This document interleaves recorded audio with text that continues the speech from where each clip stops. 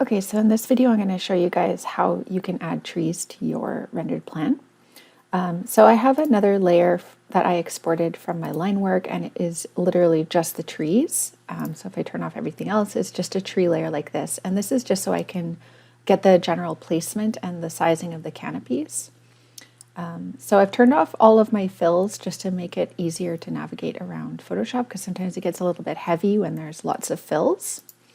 So I'll turn my CAD layers back on, and I'm just going to go into the graphic assets folder that you guys had and go into Photoshop and then trees and plan. In here there's a few PNG files. This one is really handy if you're looking for photo textures, but this one is one that I don't even know where I got it, but it's in Danish, so I must have gotten it when I was studying in Copenhagen. And this tree is actually the most useful tree that I have ever come across for doing rendered plans. It's just white, but it has a little bit of a branch structure and a little bit of a leaf structure, and it just stands in really perfectly for everything. So you just have to make a few minor adjustments. The first thing I'm going to do is put a pattern overlay on top of it. I'm just going to use that green watercolor texture that we had created before.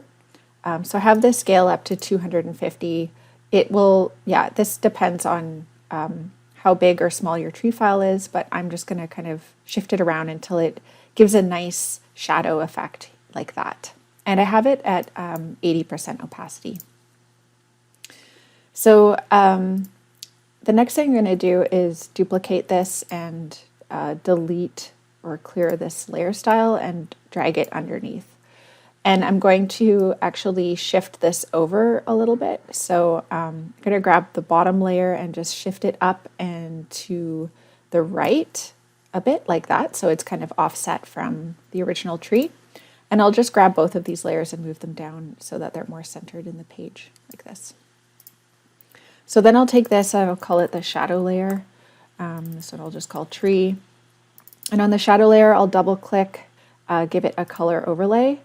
And I'm going to go with a kind of a dark blue shadow like this and set it all the way up to 100% and normal. So it looks like that. And then I'm going to set it to multiply. So now we have kind of a offset shadow. And the last thing I'm going to do is give it a blur. So I'll go to filter and then blur and Gaussian blur. And again, this depends on the size of the file, but I usually like to keep it around between 2 and 4 pixels, but this looks good right here. So I'm going to click OK. Yeah, okay, so now I'm going to grab both of these and just make sure the effects are not extended, and right click and go link layers so that these are kind of fixed in place together. Okay, so we have our tree here with the shadow, and if we're just using this for a couple specimen trees in a plan, this works really well. First, before I drag it into the file, I'm just going to resize it so that it's a lot smaller. Right now that tree is quite large. So I'm going to resize it down like this because reducing it down will reduce the file size of the tree as it is dragged into this other file. So I'll drag it in here like that. And now we see we have a pretty nice tree with a shadow. I think our shadows are actually going the opposite direction, so I'm just going to turn this around so that it matches the other shadows from the file.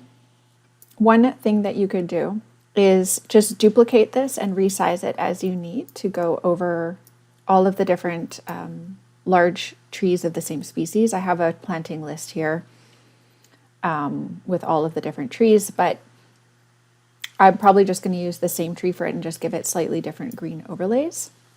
But as I was thinking, there's quite a lot of overlap in these tree species, and so as I drag this file around, I'm going to end up, for example, if I put the tree here, and then I have another tree over here, at a certain point I'm going to end up with shadows that overlap with each other. And I don't want that. I want all of the shadows to be underneath the tree canopy. So I'm just going to delete these. And actually what I'm going to do is just unlink these layers and then turn the shadow off. But I'm just going to keep it there for now because I'm going to want to copy the layer styles later. And I'm just going to focus on placing all of the trees. I'm going to start with the large ones and move down to the small ones underneath. So, and I'm just going to use Alt and drag with my mouse to copy all of these trees, and I'll resize them as I go if I need to.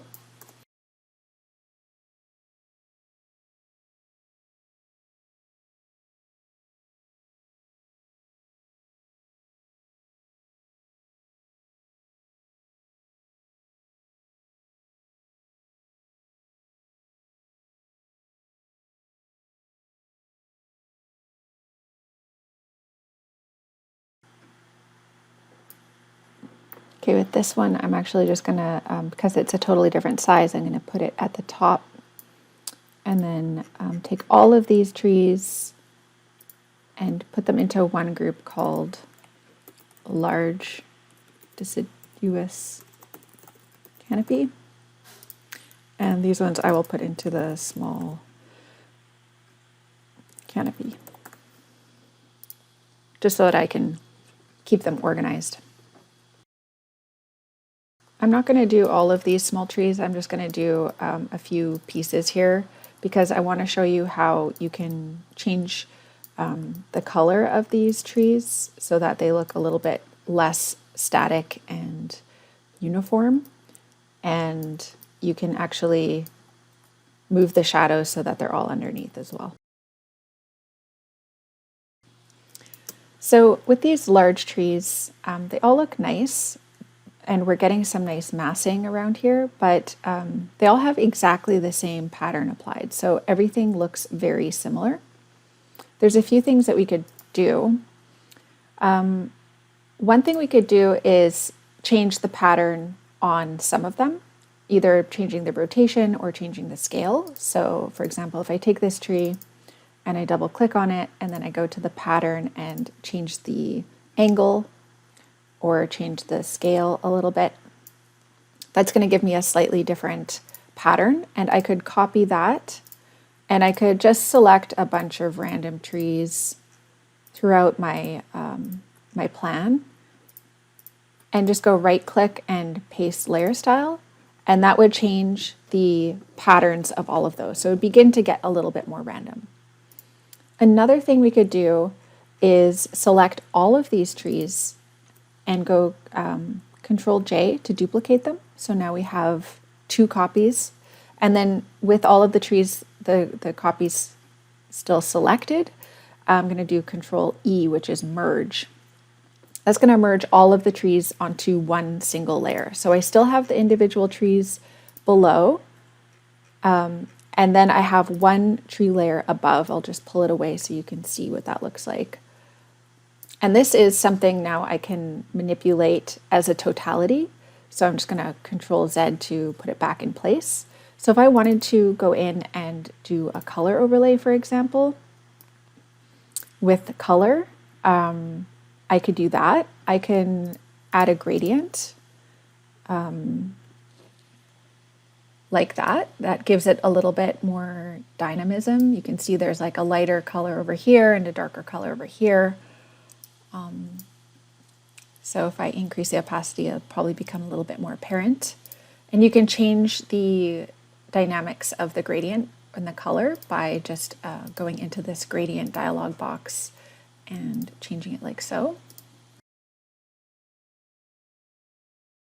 You can play around with these settings to see if they make any difference. You can also give them a pattern, another pattern overlay.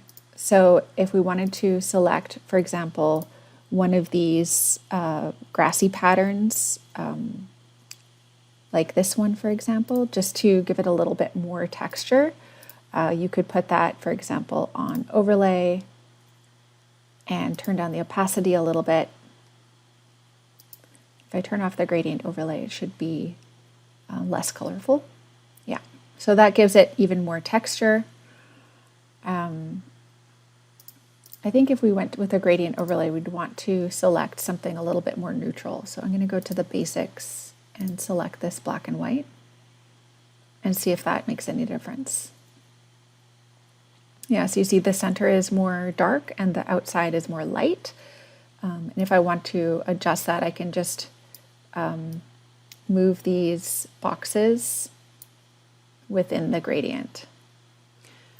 And then with this tree texture and color layer, I can then even add a blend mode to that. So if I can test out what it would be like on multiply, I can reduce the opacity if I want, and that just makes it look a little bit less uniform throughout. So I'm pretty happy with that. I think that works well. Just going to turn that down a little bit to 75. And now we can use this same grouping of trees for our shadows. So I'm just going to call this one tree coloring so that I know that that's a different layer than all of these tree layers. And I'm going to duplicate it, Control J. And I'm going to call this one tree shadows. And I'm going to just right click on it and clear the layer style.